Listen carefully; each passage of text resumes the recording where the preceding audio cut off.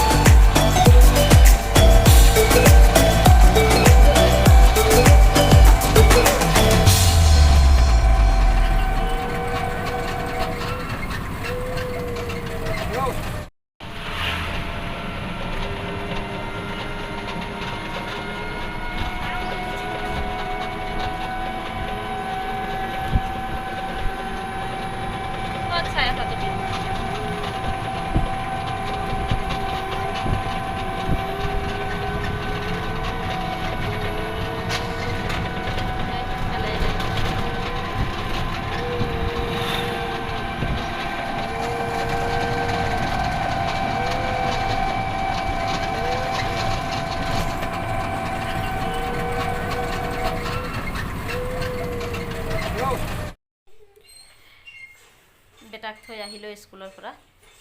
সেইকাৰণে কাপোৰ চেঞ্জ কৰাই নাই বাৰু আৰু ইফালে বেটিয়ে আমাৰ স্কুলৰ পৰা আহি মেকআপ কৰিছে কি কৰিছা তুমি কেমেৰা কৰি দেখুৱাব পাৰিম নহ'লে ভিডিঅ'টো আন্ধাৰ হৈ যায়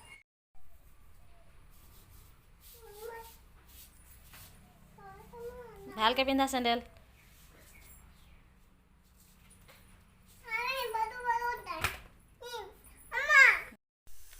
মই বাহিৰৰ কাম বন কৰা হৈ গ'ল এতিয়া আছোঁ মই পাকঘৰত দুপৰীয়াৰ কাৰণে বনাই আছোঁ ভাত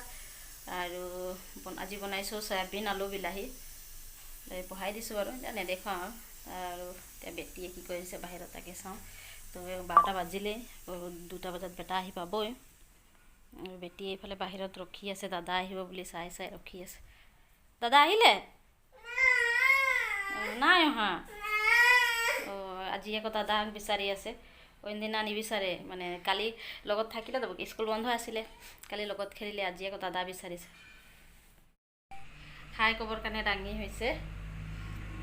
দাদা লাগে ন দাদা ক'ত গ'ল আজি স্কুললৈ থ'ব গ'লোঁ যে সেইকাৰণে মনত পৰি আছে নেকি দাদা যাম কৈ আছে দাদা আহিবই 2টা বজাত ন না এতিয়া মই দুপৰীয়াৰ ভাত খুৱাই লওঁ তাৰপৰা লগ পাই আছোঁ নহ'লে নোখোৱাকৈ টোপনি যাব ন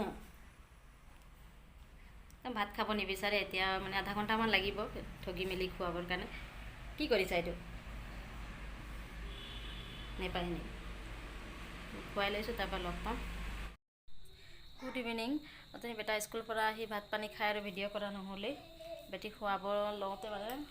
ভিডিঅ' নকৰিলোঁ আৰু এইফালে আমাৰ বেটি ভুজিয়া খাই আছে মানে এইটো সময়ত কিবা এটা লাগে সেইটো কাৰণে এইটো মিঠা ভুজিয়া খাই আছে আৰু বেটা বিচনাত পৰি আছে এতিয়া বেটাক পঢ়িব দিম যিহেতু এতিয়া অহা সপ্তাহৰ পৰা এক্সাম আছে